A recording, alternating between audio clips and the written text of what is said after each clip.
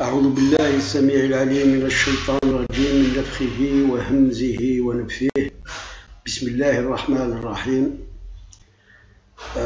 J'ai voulu à un moment donné essayer d'expliquer la philosophie qui a entraîné beaucoup de philosophes, de penseurs au panthéisme.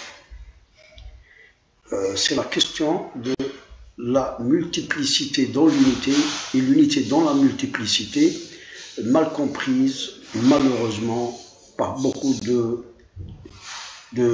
philosophes. Je ne dis pas de théologiens musulmans ou de philosophes particulièrement musulmans, parce que c'est un sujet qui a été discuté bien avant Jésus-Christ, par les Grecs notamment, et par ceux qui sont venus après Jésus, et au Moyen-Âge aussi particulièrement. Quand on dit multiplicité dans l'unité, tout simplement, il faut donc penser à cette diversification dans la création, liée au Créateur. C'est-à-dire qu'il faut donc dire que tout l'univers et ce qu'il renferme est lié à l'unique Créateur Azza wa Jal. L'univers se compose des galaxies, d'étoiles, de planètes, et du Soleil, de la Lune, de notre planète, de la Terre. Mais dans tout cet univers, il y a la vie que sur la Terre. Toutefois, toutes les planètes, tous les astres, toutes les étoiles et les galaxies se mouvent, évoluent, etc., dans un système qui est donc qui les concerne, qui concerne chaque galaxie par exemple, et dans des lois figées, c'est-à-dire qu'il y a attraction d'une étoile par rapport à une autre, ou d'une planète par rapport à une autre, etc. Et cette donc attractivité et cette comment dirais-je, cette rotation par exemple de la Terre autour du Soleil, de la Lune autour de la Terre, et en même temps elle est entraînée autour du Soleil. Donc tous ces systèmes, qui est donc notre système, est semblable à d'autres systèmes, qui peut différencier. Ça, c'est vraiment un monde cosmique, un monde dans cet univers infini que les astrologues, que les physiciens, que les chercheurs dans ce domaine spatial, etc., ne sont pas arrivés à totalement déterminer. Mais le plus grand intérêt est donc à fixer sur la Terre, où il y a donc plusieurs espèces qui y vivent, et dans ces espèces, il y a donc aussi des lois. Il y a d'abord, bien sûr, les espèces végétales, les espèces animales. Il y a l'homme, bien sûr, qui devrait gouverner toutes ces espèces et toutes ces créations, et que dans chaque espèce, il y a aussi, bien sûr, des particularités et des interdépendances et une communauté d'intérêts pour que la vie puisse perdurer, se renouveler, etc. C'est cette différenciation justement entre d'abord les espèces avec leur nature et avec leurs liens et interdépendances, lesquels, donc ces espèces font partie d'un système, lequel fait partie d'un autre système plus grand, etc. Et tous ces systèmes rassemblés qui sont sur la Terre, et la Terre elle-même fait partie de l'univers, du grand système universel. C'est cette diversification et cette différenciation qui fait que l'homme, bien sûr, après l'avènement de l'islam, a cherché à comprendre, etc. Et nous avons vu que tout s'imbrique réellement. L'homme, par exemple, sur cette terre, il lui faut une nourriture qu'il trouve dans cette nature qui a été créée pour lui. Il y a l'air qui couvre la terre, et c'est la seule planète qui est couverte donc d'une enveloppe d'air atmosphérique qui fait qu'elle permet la vie. Il y a ce pourcentage d'oxygène qui permet la vie de 21% pratiquement stable par donc la photosynthèse qui se fait dans la nature. Et tout ce système complet qui s'imbrique, interdépendant, a été créé par Allah Azza wa Jal bien avant qu'il ne soit donc dans cette existence, ce wujud.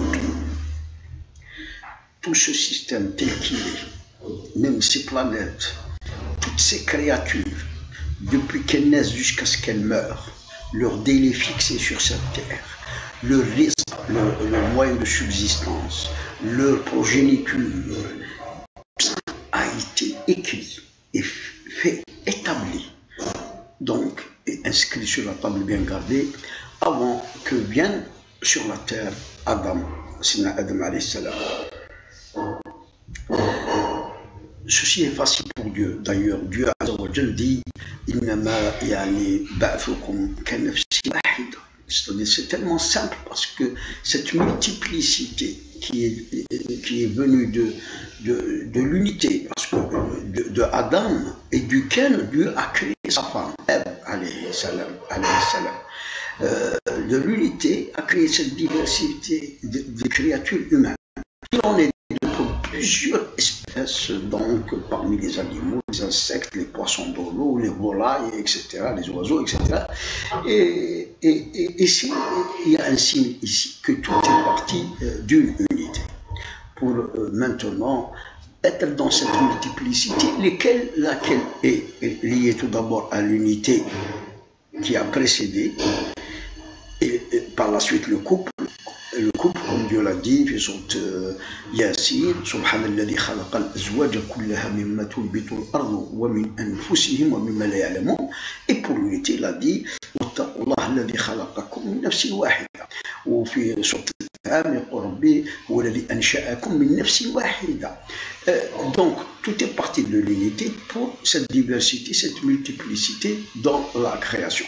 D'ailleurs, même l'univers lui-même est sorti d'une unité. C'était un point qu'il a créé, Allah Azza wa Jal, avant que cet univers n'existe, et il était sous forme d'un point, sous forme d'une masse compacte, où, après quoi Dieu lui a ordonné d'exploser et de former l'univers. ويقول الله عز وجل في هذا المجال أولم يرى الذين كفروا أن السماوات والأرض كانتا رتقا ففتقناهما وجعلنا من الماء كل شيء حي. Seulement, les savants, notamment Abu Hamid al-Ghazali, rahimahullah, a essayé d'aller plus loin encore que ceci. C'est vrai, cette multiplicité existe, comme on vient de le dire, par une création qui a donc précédé même le Mahfouz, c'est-à-dire tout a été dans les sciences divines, dans les sciences de Dieu, en Dieu, avant qu'elle ne soit donc écrite par le Qalam, yani sur la table bien gardée, et puis par la suite, elle se déroule, cette écriture sur la table bien gardée se déroule actuellement, c'est-à-dire que nous sommes dans une phase qui existe déjà, et ceux qui vont mourir seront remplacés, ainsi de suite, jusqu'à la fin des temps, jusqu'à son terme ultime. Mais dans la table bien gardée, il y a bien autre chose. Il y a même ce qui se passera au-delà, après la fin du monde. C'est que quel serait le nombre des gens qui iront au paradis, ceux qui iront en enfer, et puis c'est l'infini. C'est l'infini parce que le paradis est éternel, l'enfer est éternel.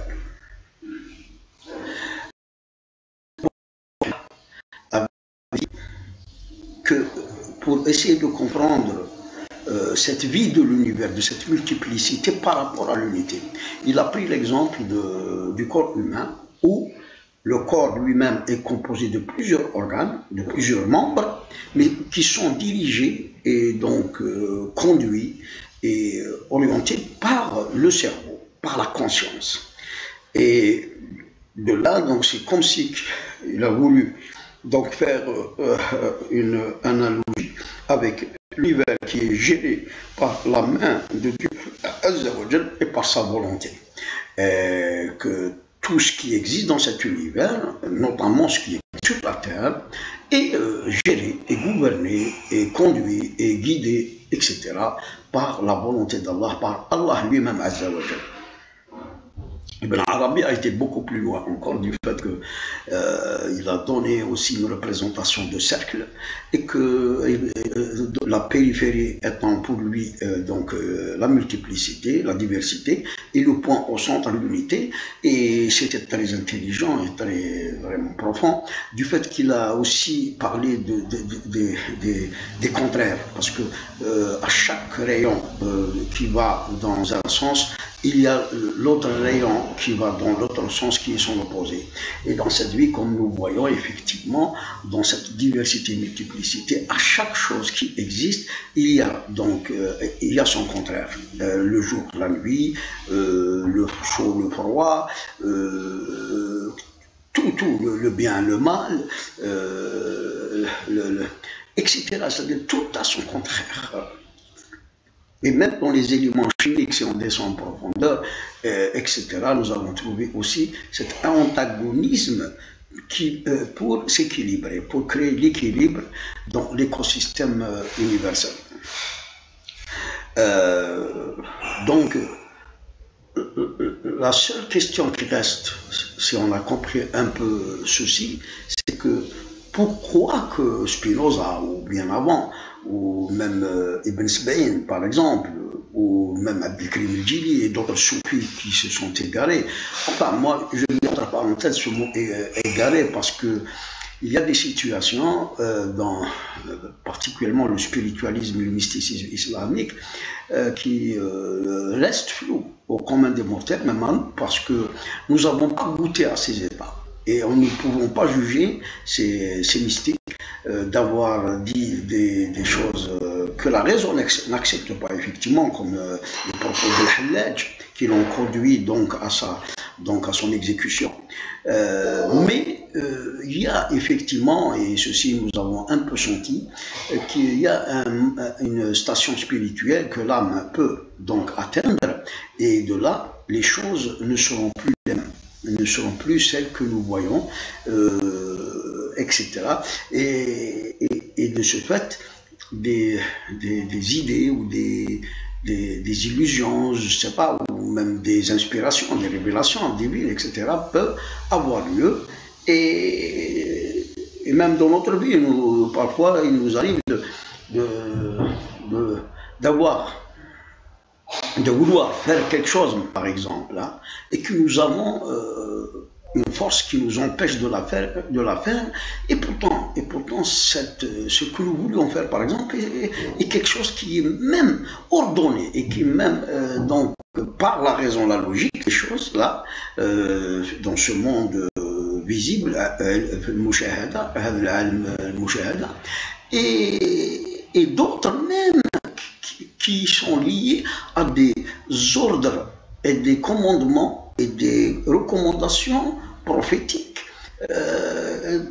et qui donc peuvent nous amener, nous faire du bien et nous faire gagner des hasanat auprès de Dieu, et pourtant il y a ces forces qui nous empêchent de le faire. Non, ce n'est pas le démon, je ne parle pas du shaitan, je ne parle pas de la nefs qui vous bloque, par exemple, pour faire donc une œuvre, quelque chose, ou faire, je sais pas, quelque chose qui plaît à Dieu, voilà. Et parfois, quand il y a eu ça, justement, c'est que derrière ce mena, et ceci relève du nom d'Allah al-Mani, Et quand il y a eu ça, justement, il s'est avéré par la suite que la force qui nous a empêchés était effectivement une force qui nous voulait du bien, et il était bénéfique. Parce qu'il se révèle après que même si apparemment, même ce qui apparemment était bien, était un bien, et que la charia nous l'ordonne, il y avait derrière des choses qui n'étaient pas bien cachées, et Dieu, quand il aime un serviteur, il donc le bloque par donc la manifestation de son nom al-Mani'. Je dis ça parce que tout simplement, en parlant des contraires, et en parlant aussi du malakut, du cachet, parce que même dans cette multiplicité qui relève de l'unité, c'est-à-dire dans un premier temps, il faut la lier donc à l'essence, à l'origine de sa création, qui est un, et il faut aussi tout lier à l'unité divine, l'wahda ar-rabbaniya. Et que tout est sorti de Dieu, parce que comme le dit Rasul sallallahu alayhi wa sallam, c'est-à-dire il y avait Dieu, il n'y avait rien, et tout cet univers a été créé, donc il relève de lui. D'ailleurs même Ibn Arabi, plusieurs philosophes, quand il parle de cette existence, il la lie directement. Tout ce qui existe est lié à son créateur. Tout est donc lié dans le sens que si le créateur, par exemple, se détache de lui, ce qui existe disparaîtra. Il ne peut pas. Il est en quelque sorte l'essence et l'essence de toute chose. Et cette essence et cette origine relèvent de lui et il est lié à lui. C'est dans cette question-là que des idées ont entraîné certains à voir Dieu, par exemple, comme certains soufis aussi égarés, Dieu dans les choses. Et ils sont rentrés dans l'union, dans la question de l'union, de la fusion. Et même donc ils ont été même plus loin à dire que Dieu se trouve dans le chien, dans l'arbre, dans l'astre, etc. Et là, c'est légalement. Parce que si cette multiplicité existe et effectivement elle prend son origine, son existence de l'unité divine qui a créé aussi une unité, la masse compacte de laquelle a été créé l'univers, etc. Et que toutes ces âmes, ces esprits et ces créatures qui existent relèvent de lui, elles sont liées à lui, et qu'il y a l'équilibre entre le bien et le mal, et à toute chose il y a son contraire, afin qu'il y ait équilibre, et afin aussi qu'il y ait compétition dans la réflexion, et parce que l'intelligence humaine et la raison humaine est censée découvrir tout ce que Dieu a créé et exploiter ce que Dieu a créé pour elle et pour se rapprocher de lui Azza wa Jal. Le raisonnement simple qui conduit, je pense, à avoir la bonne position vis-à-vis de cette question de l'unité dans la multiplicité, hein, c'est-à-dire que Dieu est dans les choses, dans toutes les choses créées, dans tout ce qui existe, et là, donc par sa science, on peut dire par son pouvoir, et on peut dire par sa présence, mais jamais, jamais il ne faut penser que Dieu donc se trouve, fusionne ou s'unit avec la créature. Dans cette multiplicité qui est dans l'unité, c'est-à-dire que toutes les créatures, sans exception, relèvent de Dieu, l'unique qui les a créées, et elles sont liées à lui et à sa volonté, et que la hawla wa la quwwata illa billah en toute chose, c'est-à-dire rien ne peut exister, ni évoluer, ni se développer, etc., ni vivre sans Dieu Azza wa Jal.